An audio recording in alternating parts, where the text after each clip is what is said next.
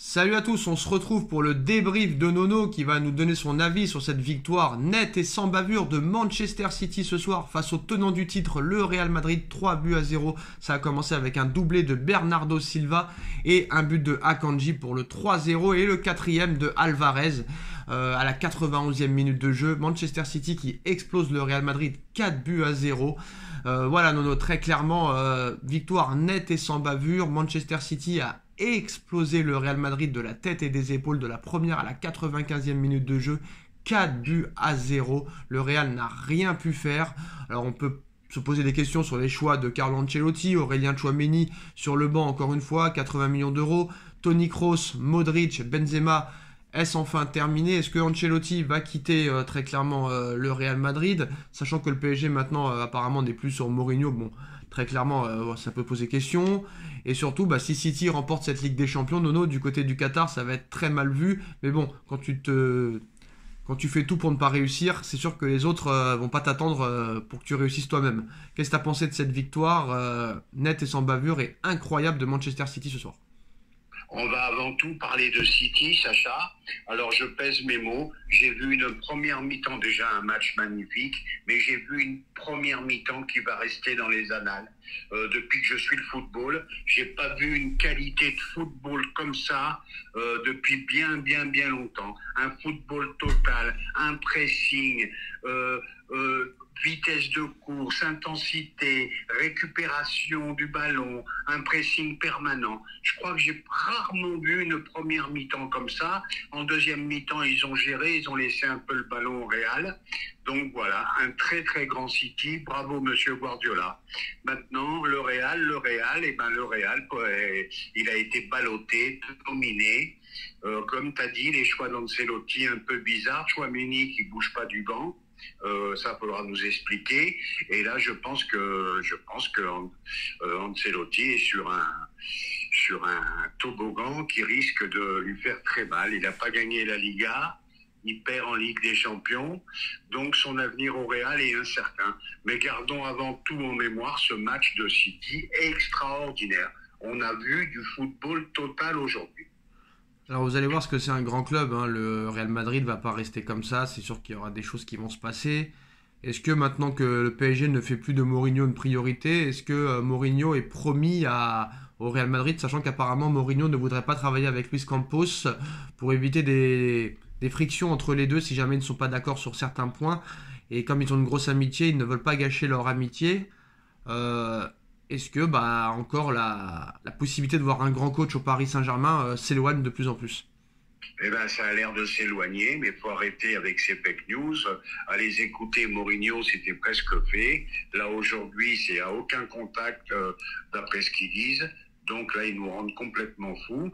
Et ce que j'ai bien peur, est-ce que Galtier va rester sur le banc la saison prochaine? Non, il ne restera pas, ça c'est sûr et certain. Moi, j'ai peur que M. Nasser prenne Thiago Motta.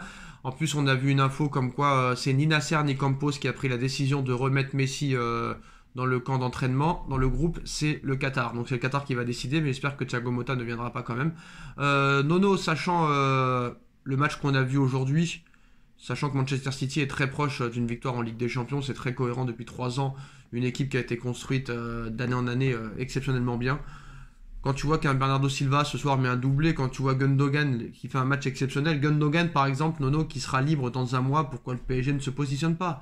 Je pense que j'ai des doutes sur le fait est que Bernardo Silva soit lâché aussi facilement par Manchester City avec le match qu'il vient de faire ce soir. Et est-ce que aussi, troisième question Nono, on fait tout d'un seul coup, est-ce que si City gagne la Ligue des Champions, le Qatar va très mal le prendre, sachant que c'est leurs ennemis jurés qui est à la propriété de City? Oui, mais je suis désolé pour le Qatar. Hein. Leurs ennemis, comme ils disent, leurs ennemis, ils travaillent bien. Ils laissent l'entraîneur travailler. Ils laissent l'entraîneur avoir avec ses choix. Voilà, c'est tout. La différence, elle est là. Maintenant, tu me parles de Gundogan, ça serait une très belle pioche. Bon, Bernardo Silva, avec la masterclass qu'il vient de faire, je ne vois pas comment il pourrait le laisser partir. Hein. Voilà. Mais enfin,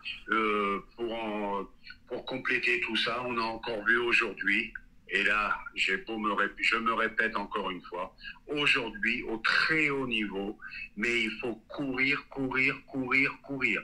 Voilà. Il faut arrêter avec les stars. Il faut des guerriers, si possible, guerriers et bons footballeurs. Mais c'est la priorité numéro 1 dans le football moderne. Les courses qu'il y a eu aujourd'hui, je serais curieux de savoir, je regarderai les statistiques demain, combien de kilomètres a couru Manchester City.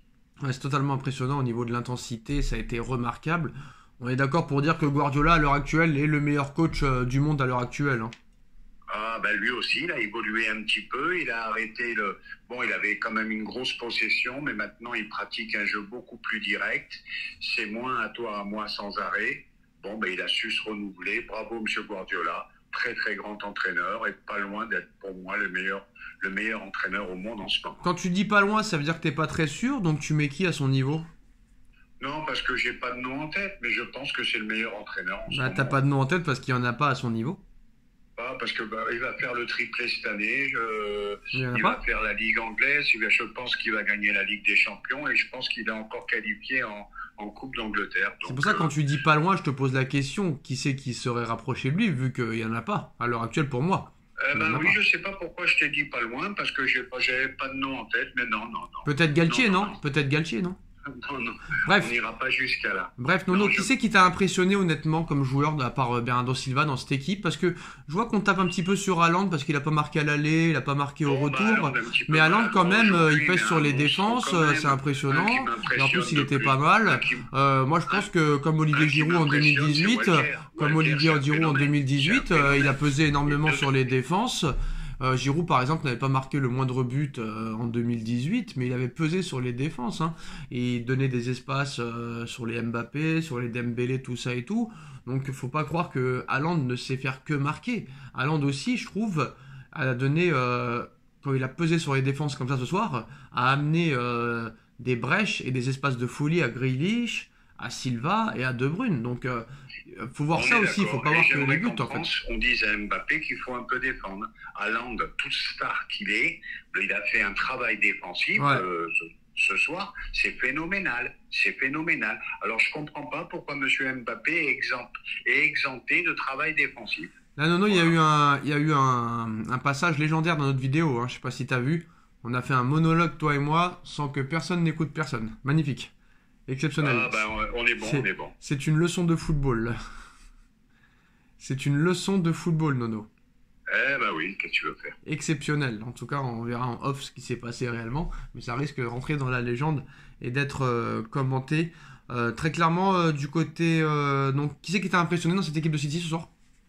Alors moi j'ai beaucoup aimé Walker, Ederson le goal, 2-3 arrêts sur la fin magnifique, Stones qui m'a bien plu dans son nouveau rôle de milieu de terrain, et puis je dis extraordinaire recrutement, quand tu vois les 3 qui sont entrés à la fin, Foden, très grand joueur, Mahrez, très grand joueur, Martinez, vainqueur de la Coupe du Monde avec l'Argentine, mais c'est du beau travail de recrutement ça, c'est un travail magnifique.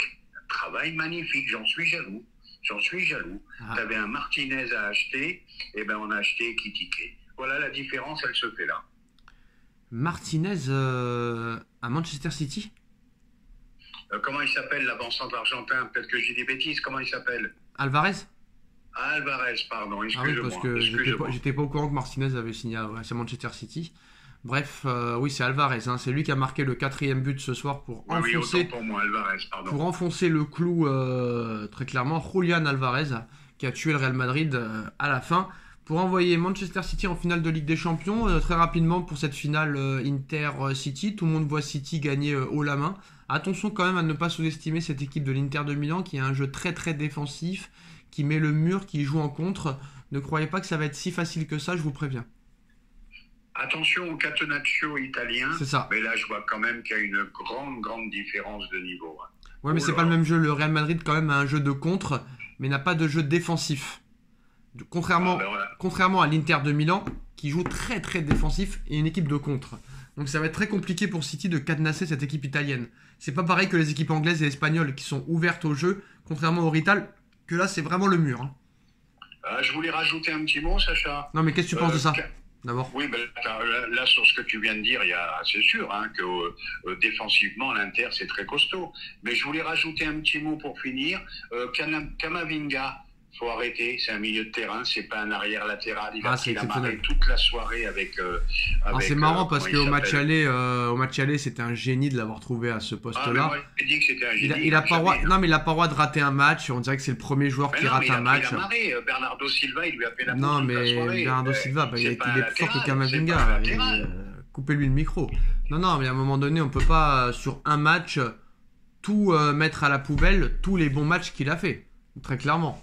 C'est pas concevable. Combien de bons matchs il a fait cette année à gauche Kamavinga et combien de ratés? Bon, ce soir, il a pris la douille. Peut-être qu'il progressera d'année en année. Il a que 20 ans, faut pas l'oublier. Mais même lui le dit, ça le satisfait pas de jouer latéral. Il préfère jouer au milieu. Ouais, mais il est meilleur latéral. Pourquoi on va le faire jouer au milieu? Bon, bah écoute, sur ce que j'ai vu ce soir, je pense pas qu'il soit meilleur en latéral. En tout cas, sur toute la saison, il a été meilleur latéral qu'au milieu de terrain. Eh ben écoute, à voir pour la suite. Alors pour la suite, voilà, c'est comme ça, on peut pas mettre des incompétents à des postes qui ne donnent pas satisfaction. Donc à un moment donné, voilà. Occupons-nous d'abord de notre équipe du PSG. Je pense qu'on a assez de joueurs pour dire qu'ils sont pas bons déjà à leur poste de prédilection pour s'occuper des autres. Je pense qu'on verra ce qui se passera. Il a que 20 ans, le joueur, c'est pas comme s'il avait 30 ans. Donc on va s'arrêter là, 4-0. Je pense que très clairement, Nono et moi sommes très énervés de voir Manchester City en finale. Et qu'on aurait aimé voir en fait notre équipe du PSG jouer de la même façon que Manchester City. Malheureusement, c'est pas le cas. C'est pour ça qu'il y a des petites tensions ce soir. Donc on va s'arrêter là. 4-0 de Manchester City. Victoire face au Real Madrid, tenant du titre. On like, on partage, on commente, on s'abonne et on se retrouve très vite pour une nouvelle vidéo. Tchuss. Tchuss.